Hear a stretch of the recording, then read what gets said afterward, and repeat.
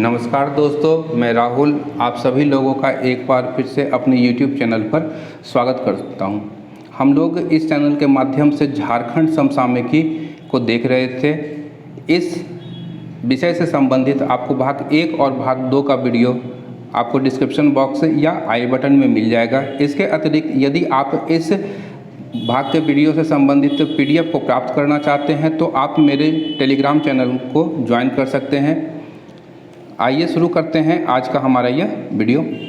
तो पहली घटना है इससे संबंधित आज की कि हजारीबाग के बहोरनपुर खुदाई स्थल से भारतीय पुरातत्व सर्वेक्षण विभाग को फरवरी से अप्रैल तक खुदाई की गई थी वहाँ पर, और वहाँ बौद्ध धर्म से जुड़ी हुई 11 मूर्तियाँ प्राप्त हुई हैं। ये सारी की सारी मूर्तियाँ सैंड स्टोन या बलुआ पत्थर से बनी हुई है। इसमें प्राप्त जो बुद्ध की मूर्ति प्राप्त हुई है वह बुद्ध के करुणा रूप भगवान अवलोकितेश्वर की हैं। ये ध्यान रखिएगा कि भगवान अवलोकितेश्वर की जो मूर्तियाँ हैं सैंड स्टोन से बनी हुई वह हजारीबाग के बहोरनपुर से प्राप्त हुई हैं। वहीं भगवान बुद्ध की यह मूर्ति भगवान की वर्ण मुद्रा में है। यह भी महत्वपूर्ण है, पूछा जा सकता है कि भगवान अवलोकितेश्वर की जो मूर्ति हजारीबाग या बहोरनपुर से प्राप्त हुई है वह मूर्ति किस मुद्रा में है। यहाँ अनुमान लगाया गया है विद्वानों के द्वारा कि जो मूर्तियाँ प्राप्त हुई हैं वह पाल वंश के काल की यह मूर्तियाँ निर्मित की गई हैं। आगे है झारखंड ओलंपिक संघ में पहली बार 2 महिलाओं को जगह मिली है। किन्हें जगह मिली है? तो पहला है पूर्णिमा महतो और दूसरी हैं जसविंदर मजूमदार। इन दोनों को झारखंड ओलंपिक संघ में वाइस प्रेसिडेंट के पद पर नियुक्त किया गया है। आगे है लातेहार जिले के निवासी विनीत शाहदेव को कोरोना संक्रमण के दौरान संकट की सटीक जानकारी निःशुल्क देने हेतु एक वेबसाइट बनाने के लिए सॉफ्टवेयर इंजीनियर के विश्व स्तरीय ओपन सोर्स समूह गिटहब स्टार 47 में जगह मिली है। विनीत शाहदेव इस समूह के साथ जुड़कर कोरोना संकट के समय जो जानकारी देनी होगी विभिन्न लोगों को वह निःशुल्क देने का काम इस समूह के माध्यम से करेंगे। इसके अतिरिक्त यहाँ पर एक तथ्य और है कि विनीत शाहदेव जो हैं वह देश के तीसरे ऐसे सॉफ्टवेयर डेवलपर हैं जो गिटहब में शामिल हुए हैं। आगे है झारखंड राज्य के गठन के पश्चात राज्य के केवल एक शहर गिरिडीह में ही सॉलिड वेस्ट मैनेजमेंट प्लांट शुरू किया जा सका है, जबकि देवघर, गोड्डा, चाकुलिया में सॉलिड वेस्ट मैनेजमेंट प्लांट तैयार किया जा रहा है तथा इसे शुरू किया जाना अभी बाकी है।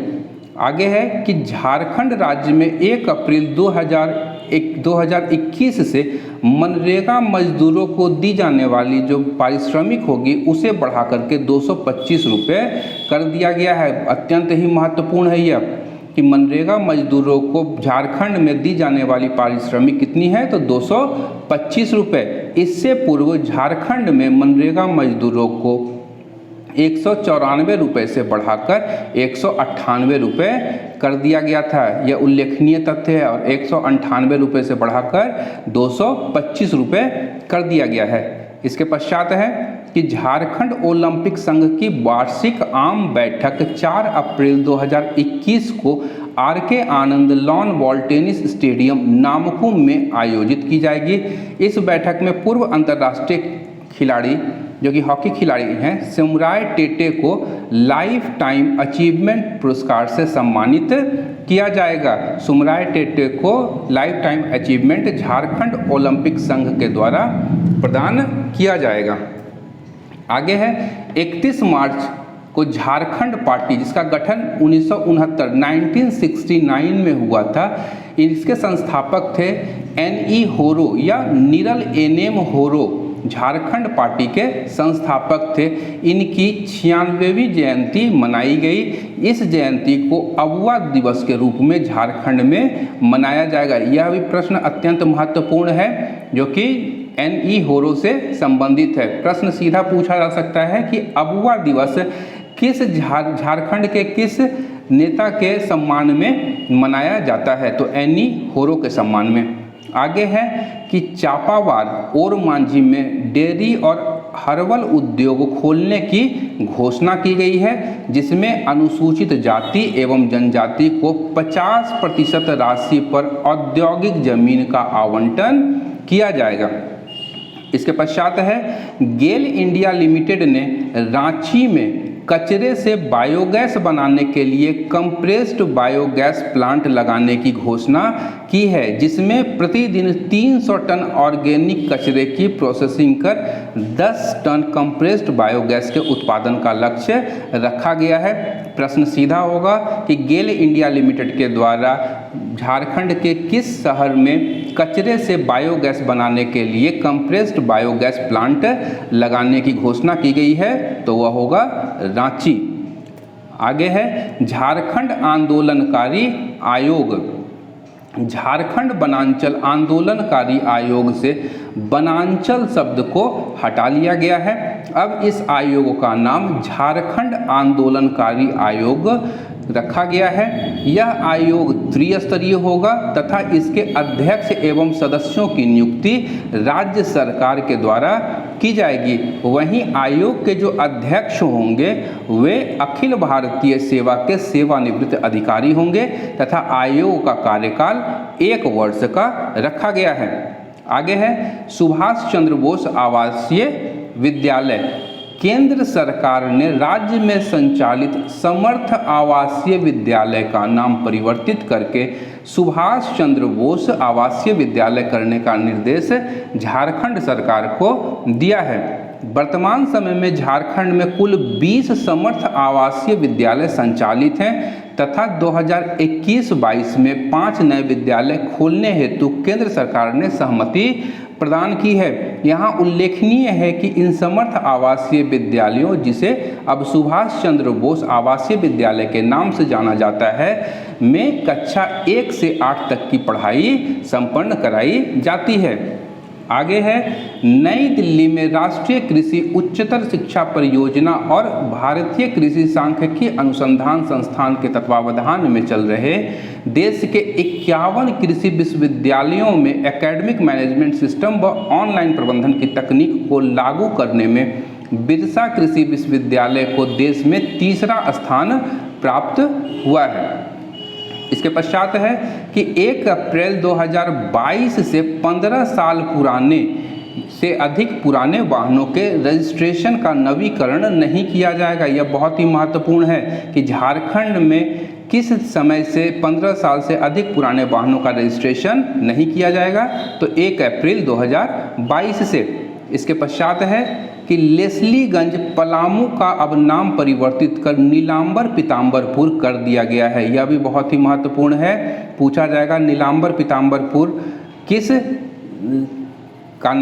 शहर का नाम परिवर्तित कर किया गया है, तो लेस्लीगंज का नाम परिवर्तित कर नीलांबर पीताम्बरपुर किया गया है।